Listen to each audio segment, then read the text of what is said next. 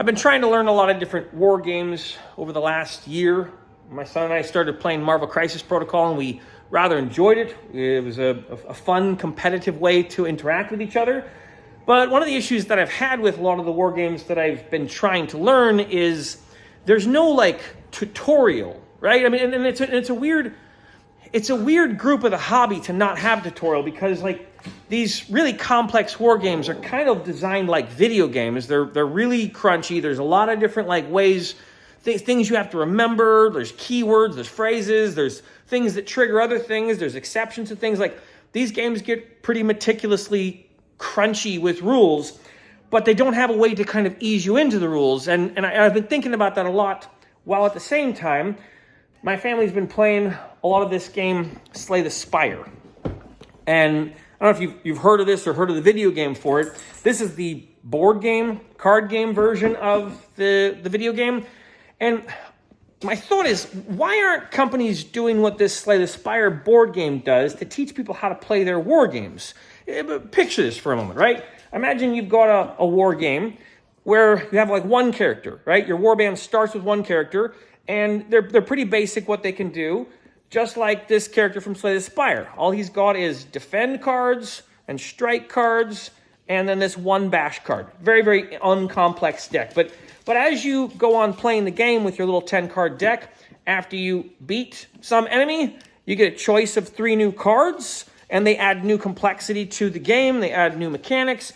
You know, you as the learner of the game who's going through this tutorial can try and learn, okay, what does ethereal mean? What does exhaust mean? And, you know, maybe the game step-by-step introduces you to those things while you're playing, but then you get a sense for how to move and cover, how to do all the basic things, and slowly learn the complex things. The game Slay the Spire does an excellent job of this, and part of me is going like, why aren't war games or even tabletop RPGs running a version of the game? Like, it could either be solo or co-op, something where the learning player starts the game with a basic character, runs the basic character through a set of like, you know, like almost like a video game tutorial, right? Like hit the duck button, hit the jump button, fire, right? I mean, you could do that with a tabletop war game fairly easily, just trying to design it around a game like Slay the Spire, and help a lot more people get into the hobby with sort of this ease of access thing. Because when you come to a lot of these rule books, there is dense pages upon pages upon pages that you need to know.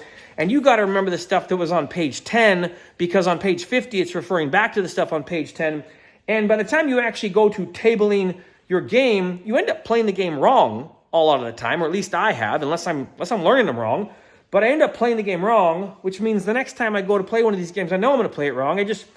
I really wish that there were companies trying to ease their customers into the game. I get the sense, and I've made a video mentioning this, I get the sense that these companies expect someone to teach someone else how to play the game for them.